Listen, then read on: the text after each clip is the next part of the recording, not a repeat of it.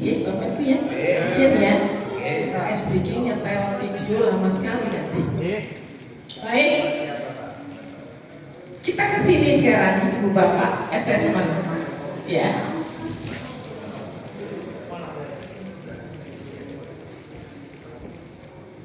Mari kita simak, ya. Di refleksi awal, Bapak Ibu silahkan mencermati.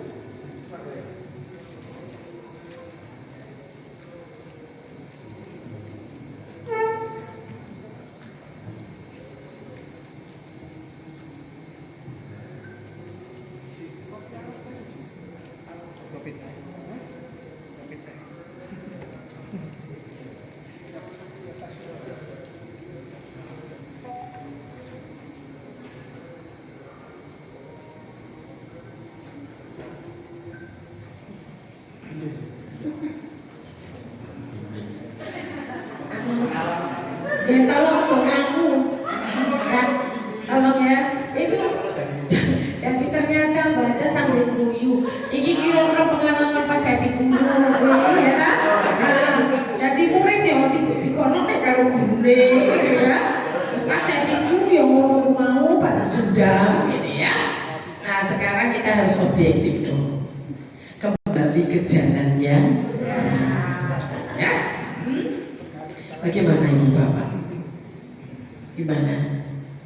Pertanyaannya adalah bagaimana pendapat Bapak Ibu? Apakah teknik asesmen yang dilakukan Pak Dan itu sudah relevan dengan pembelajaran mendalam? Siapa yang setuju jelas tidak relevan angkat tangan? Angkat tangan? Belum ya? Belum? Angkat tangan dong yang bilang belum relevan angkat tangan? Belum semua ya? Belum temenan lagi? Belum ya? Belum. Apa sebabnya belum? Ribon Pak Mabrur, Pak Ali. Cek. Kalau kita ada ya, beri dulu gitu. Ada. Kita beri dulu gitu. Dengarkan ada.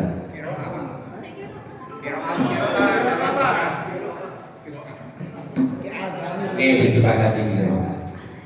Yang pertama, Bu Profesor ini karena tadi Bu Profesor sudah mengenalkan dan membiasakan istilah sesuai dengan Permendikdasman 10 tahun 2025, penyebutannya bukan siswa tapi murid. Ini yang pertama. Oke, kita biasakan. Jadi ke kepala madrasah atau guru-guru juga demikian, dan istilahnya kan kepala bukan kepala sekolah tapi kepala madrasah karena kami di bawah Kementerian Agama. Oke. Yang selanjutnya kalau kita lihat cerita di sini kita baca dan di tadi itu dipimpin Pak Mabrur sangat tidak setuju dan relevan. Alasannya begini. Kalau ini itu hanya penilaian atau assessment of learning, hasil saja. Sementara kita itu telah dikenalkan dan insya Allah banyak yang memahami ada 3 assessment. Assessment as learning, assessment for learning, kemudian assessment of learning. Jadi mulai dari awal kita gali pengetahuan murid, kemudian setelah itu prosesnya bagaimana. Nah ini ada periksa ya Pak Rektor.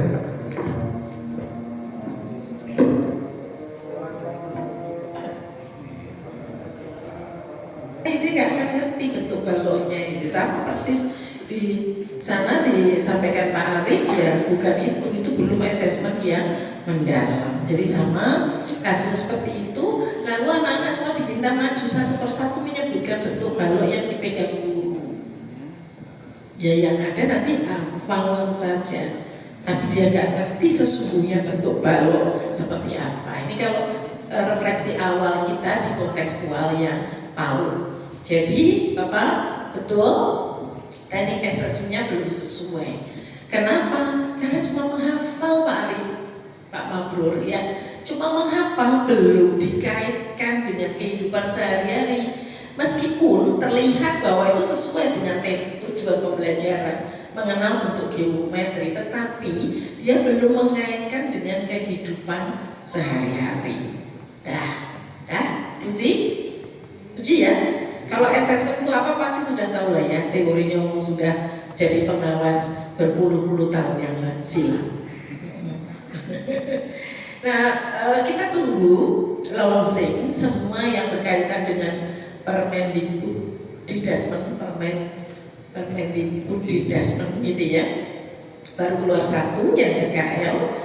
Nanti kita tunggu sehingga ini masih menggunakan acuan yang Permendikbud 22 masih berproses ya. Bapak Ibu tunggu aturan yang baru sehingga hanya kalau kata kunci penilaian adalah itu kan dalam teori manapun yang bersama, buku manapun itu intinya kita memahami bersama bahwa itu proses mengumpulkan informasi itu aja, mengumpulkan mengolah informasi untuk kebutuhan belajar anak dan capaian perkembangan hasil belajar murid.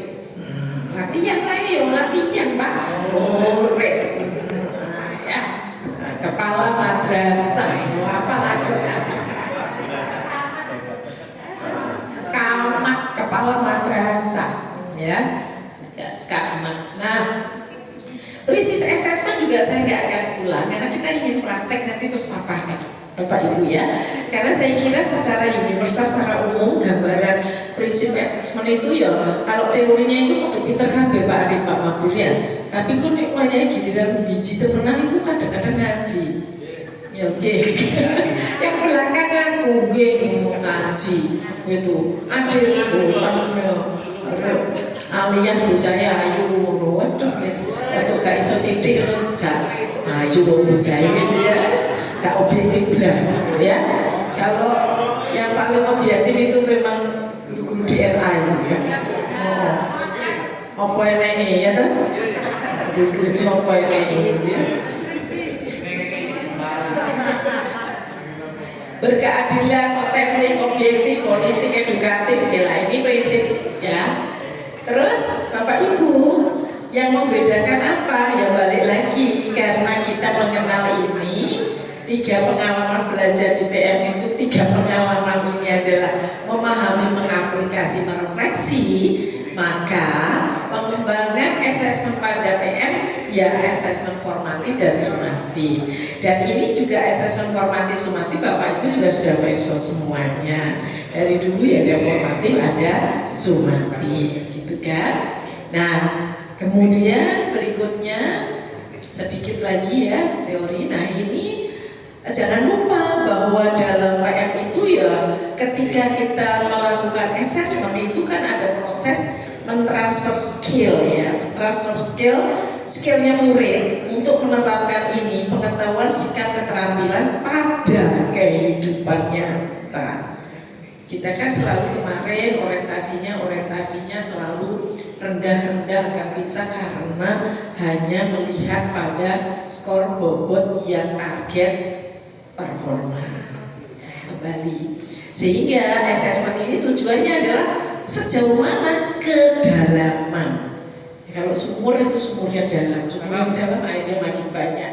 Jadi kedalaman dalam yang telah dicapai oleh anak, lalu merancang aktivitas yang mendorong murid untuk naik kepada tingkat pemahaman yang lebih kompleks. Lalu yang bagian tidak kalah penting adalah memberikan umpan balik kan.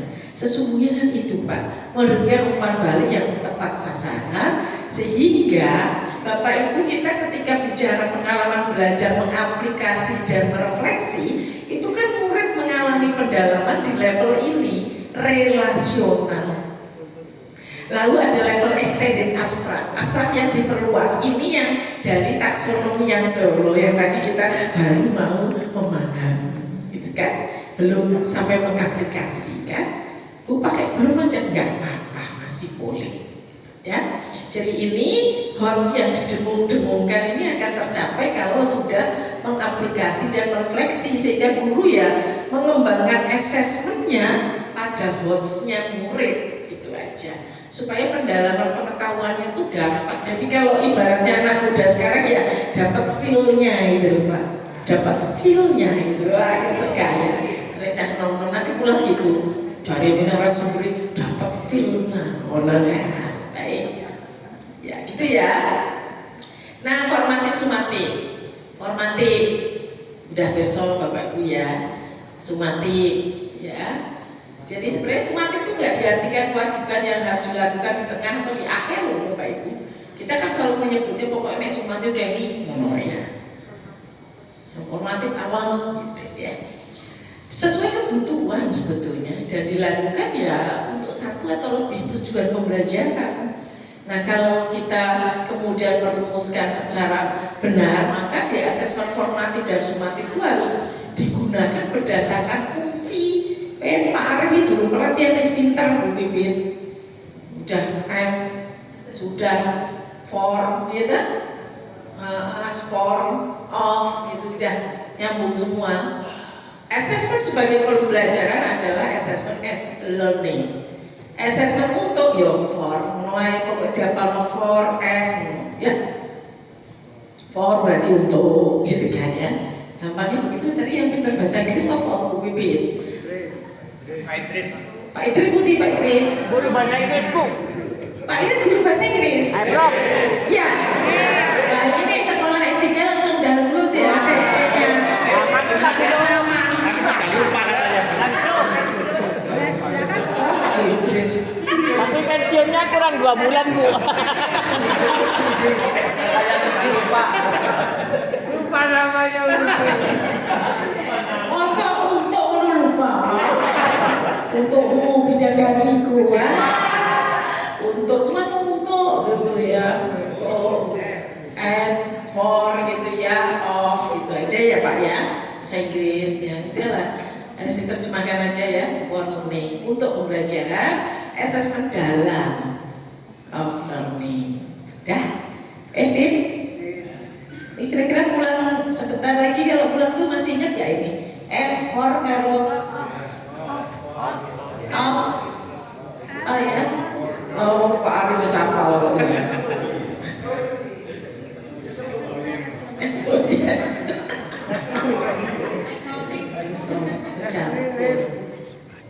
Baik, nih sebenarnya kita ada contoh gitu ya, ada contoh. Kedua assessment sebentar, saya langsung ke sini aja ya. Mari kita cermati assessment of learning di bawah ini. Ya, ini saya buka cerita sebentar kok buah-buahan ya. Saya carikan. Ini yang buat PAUD. Yang buat PAUD. Karena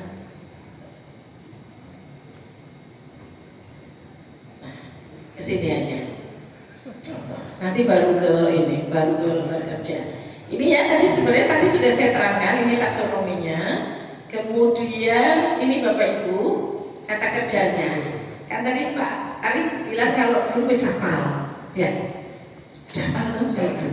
Ya, makanya sekarang yang Solo. Ya, yang Solo ini, ya kata kerja operasionalnya ini. Sebenarnya ini bukan untuk dihafalkan, kita ketika menyusun itu ya lihat saja dong, repot amat. Nah itu yang mau pensiun 2 bulan itu lumayan Bu, bisa presentasi zaman gaji Idris, kurang bulan kan ngapal deh. Kalau ngapal kayak taksonomi Solo pada pakai ini, struktural menghafal, mengidentifikasi, mengenali, bisa. Pokoknya itu tabelnya itu nanti di print, waktunya bikin LPP ngajari toh Pak. Nah, Bapak teliti aja itu guru apa oh iya wis bener gitu aja ya. Ini nggak usah dihafali, multi struktural. Ya. Pakai, yang penting konsisten. Kalau pakai ini ya pakai ini, kalau masih mau pakai belum ya pakai belum, assessmentnya ya belum gitu. Jadi sama, ya, jangan digabung-gabung nanti bingung. Ya. Nah relasional itu yang memadukan, menganalisis, menjelaskan, memprediksi, mendebat, mentransfer. Nanti kan ini pilihan dapat dipilih. Kata kerja operasional itu berdasarkan materi, berdasarkan teknik, lalu memilih ini. Nah, abstrak yang meluas itu kalau sudah ini ya nggak usah nih ngene RA ngono, anak dapat menggeneralisasikan. Ini apa untuk menggeneral? Anak-anak dapat menganalisis, nggak usah, gitu ya. Jadi sesuaikan, ya. Jadi sesuaikan. Membandingkan anak masih bisa, ya. Gitu kalau menghasilkan ya bisa, menyusun terus balok, ya bisa ya. Jadi ini sesuaikan taksonominya ini, tata kerja operasionalnya ini pada kebutuhan Bapak Ibu. Nanti lebih lanjut boleh dibaca dalam banyak buku dan jurnal berkaitan dengan taksonomi ini. Nah, ini ya Pak, yang ini yang dalam PM ya, dalam PM biasanya yang untuk ranah kognitif ini yang taksonomi belum, ini yang taksonomi Solo. Ya, ini kan sama ini tadi sudah kok ya, tak balik ini. Ya, deskripsi karena di setiap materi berikutnya itu akan apa namanya mengulang kembali.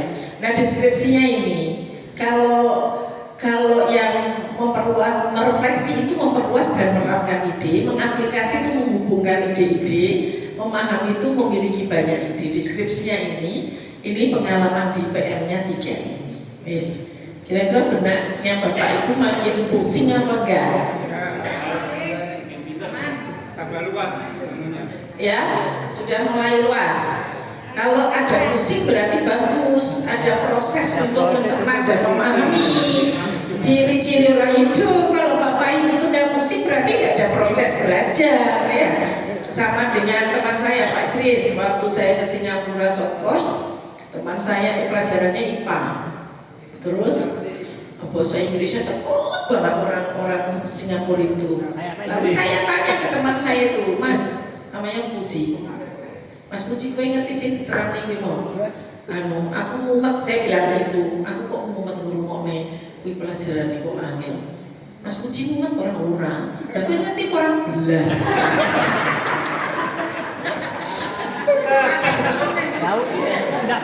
Ternyata dia nggak ngerti Pak. Tapi kalau nggak ngerti itu belas sih malah orang mumet gitu. Artinya kalau Bapak Ibu saya ingin mumet gabung-gabungkan pengalaman belajar Yopo, rangka pembelajaran Yopo, prinsip Yopo itu bagus. Berarti ada proses, ya kan? Kalau Bapak bilang nggak mumet, aku itu malah curiga. Ya kayak Mas Puji mau belas, orang nanti belas aku Mbak. Sing diomongke ora ngerti ya. Baik. Bapak Ibu di sini saya yakin semuanya mengerti, memahami gitu ya. Saya sudah meluangkan waktu kami ngobrol di sini, Pak. Bapak Ibu harus paham ini. Oke, ini ranah efektif psikomotor ya, Bapak Ibu.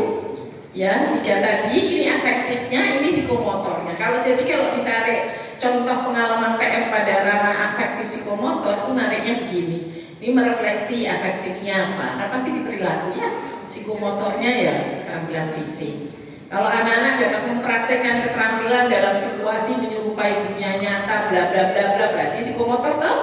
Kalau afektif, gurunya boleh memfasilitasi diskusi sosial, meminta anak didik merefleksikan. Tapi nggak berlaku itu diskusi fenomena sosial itu untuk RA ya. Anak-anak kalau diskusi fenomena sosial gak ono di PAUD nanti itu katanya PM diskusi fenomena, jangan anak PAUD suruh diskusi fenomena nggak nyambung. Ya, jadi sesuaikan karakteristiknya Bapak Ibu. Kembali lagi ini tingkatannya. Tingkatan anistruktural, multistruktural itu di dalam taksonomi Solo. Jadi kalau misalnya di tahap ini ya, ini pertanyaannya adalah habitat itu tempat tinggal makhluk hidup. Habitat adalah tempat yang memiliki tanaman dan hewan di dalamnya. Peran guru ngapain? Gurunya yang membantu murid mengembangkan ide untuk menjelaskan fungsi habitat. Bahwa habitat itu memberikan makanan, tempat berlindung dan ruang untuk bergerak, berkembang bagi makhluk hidup. Ini sini. Yang multistruktural kayak apa? Mengajak anak membandingkan berbagai jenis habitat. Bisa nggak ini ditarik ke PAUD? Bisa. RA, enggak. Bisa, kalau temanya binatang aja berkaki 2, berkaki 4, di darat dan di laut, bertelur tidak bertelur, bisa ngerti apa binatang kesayangan, gitu-gitu ya, nyambung ya, bisa ya, oke, tarik. Nah, relasional, ya relasional, kemudian tingkat abstrak yang diperluas, ini sudah mulai ya. Misalnya adalah bicara nih sudah yang angel-angel ya, suhu, kelembapan, makanan, mempengaruhi makhluk hidup dapat bertahan dalam habitat, misalnya habitat di danau, bebek, angsa dapat bertahan hidup karena faktor lingkungan, suhu dan kelembapan berada pada yang mempengaruhi, gitu-gitu ya. Ya ini kalau diterangkan sampai besok malam Pak. Ya. Tiga varian. Cuplik-cuplik karena nanti gak kelar ya. Ya tingkat abstrak yang diperluas itu jauh, kemudian tingkat ini memahami konsep ya Bapak Ibu, memahami hubungan antara konsep ya, tetapi juga berpikir lebih lanjut karena itu namanya tingkat abstrak yang diperluas. Lebih lanjut implikasi dari pengetahuan mereka. Mereka bisa berpikir kritis bagaimana perubahan habitat, lingkungan yang bisa mempengaruhi makhluk hidup dan mengaitkan isu-isu dengan pelestarian alam. Jadi kalau dia pergi ke alam, ke mana misalnya mendaki gunung dan lain-lain ya tidak seenaknya misalnya melakukan kegiatan-kegiatan yang berdampak terhadap pelestarian, itu diperluas. Jadi misalnya adalah kalau kita kenapa harus peduli pada habitat, karena perubahan lingkungan itu akan mempengaruhi makhluk hidup, polusi dan perubahan iklim, termasuk bagaimana hutan itu dapat mengancam kelangsungan hidup seperti spesies, pengurangan hutan, mengurangi tempat tinggal hewan dan lain-lain. Hewannya pada pindah semua. Ya. Nah, sekarang kita ke sini ya Bapak Ibu, ke peta konsep yang kaitannya dengan asesmen formatif. Sebetulnya ini ya tugas lagi, tapi karena jam 12 sehingga saya tidak ingin melanggar hak-hak asasi manusia. Ya, jam ini jam 12, jam saya kurang 5 menit. Betul. Betul yang mana? Betul. Kurang 5 Kurang 5 menit ya. Nah, jadi saya teruskan dulu sedikit ya. Nah. Langsung ke sini. Nah, ini nanti sebentar, ini kertas kerjanya kok paut sebentar ya. Saya carikan ya, bukan paut. Nah, ini ya Bapak Ibu. Udah gitu saya dikasih minum semua kayak itu saya. Kopi hangat. Kopi. Oh. Nah, ini saya ingin kuatkan materi di sini 5 menit saja. Ini kan asesmen ya Bapak Ibu. Ini formatif, ini sumatif. Gitu aja. Ya, sebelum istirahat. Ini yang S learning untuk merefleksi diri murid dan refleksi proses. Boleh jurnal reflektif, self assessment, peer assessment, checklist, kemajuan belajar dan lainnya. Karakteristik PAUD-nya berbeda, nanti tinggal diambil mana yang relevan dengan PAUD. Saya akan sampaikan yang RA, yang PAUD itu berbeda, nanti tekniknya berbeda, instrumennya berbeda. Ini umum dulu, ya. Nah, lalu assessment yang for learning untuk perbaikan proses. Boleh peta konsep, umpan balik, classroom assessment teknik, chat ya, observasi dan lainnya. Yang sumatif tentu mengukur capaian pembelajaran di akhir pembelajaran. Boleh tes lisan, tes tulis, laporan, proyek, portofolio dan lainnya. Ya, baik. Sampai sini ya kesimpulannya. Nah, mengapa kita perlu asesmen formatif? Mengapa kita perlu asesmen formatif? Silahkan menjawab.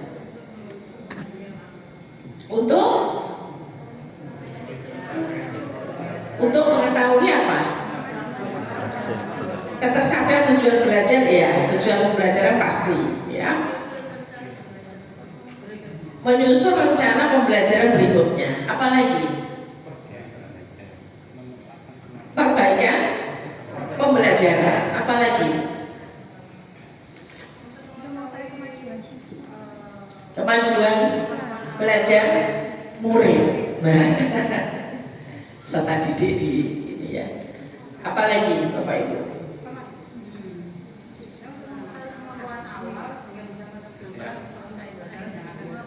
Ya, kemampuan awalnya juga perlu ya. Kalau di RA ya, ini kelompok RA ya sini ya. Ya, kemampuan awal. Nah, tekniknya ini tekniknya, teknik ya tentu teknik asesmen ini berbeda di setiap jenjang ya, Bapak Ibu. Akan merujuk melihat kembali pada tujuan pembelajarannya. Nah, apa saja tekniknya? Ada observasi, ada kinerja, ada proyek, ada tes tertulis, ada tes lisan, penugasan, ada penilaian antar teman, ada portofolio, ada penilaian diri. Ya, tentu ini dipilih per jenjang karena kalau di PAUD itu karakteristiknya berbeda, sehingga ini jangan dipakai semua, dipilih yang relevan. Ya nggak mungkin di PAUD penilaian antar teman. Ya, jadi ini tekniknya. Kemudian ini yang khusus kontekstual PAUD.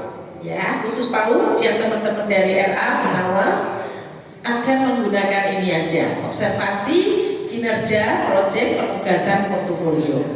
Teknik, ya teknik assessment. Nah, ini adalah instrumen. Ya, sekali lagi ini instrumen. Jadi tadi itu tekniknya, ini instrumennya. Instrumennya ada rubrik, ada checklist. Ini kalau RA Pak, di RA di PAUD paling seneng yang checklist. Ibu dan Bu, merek cokran cetra, ya. Hari cepat. Rubrik, ya. Catatan anekdot juga dipakai ya. Di PAUD hasil karya juga dipakai, gitu ya. Ini pilihannya, ini kontekstual PAUD, gitu ya. Nah kalau di SMK, punya SMK enggak? Oh, udah ada, tak lewati ya. Mak ya, kan ada ya SMA yang ada itu ya. Enggak apa-apa, saya sampaikan. Asesmen praktek lapangan, ada unit kompetensi atau UK, ada unit kompetensi kejuruan. Ya, kalau ini di SMK. Oke. Baik, kita istirahat dulu. Selamat beristirahat kepada ibu, kita kembali lagi pukul 3.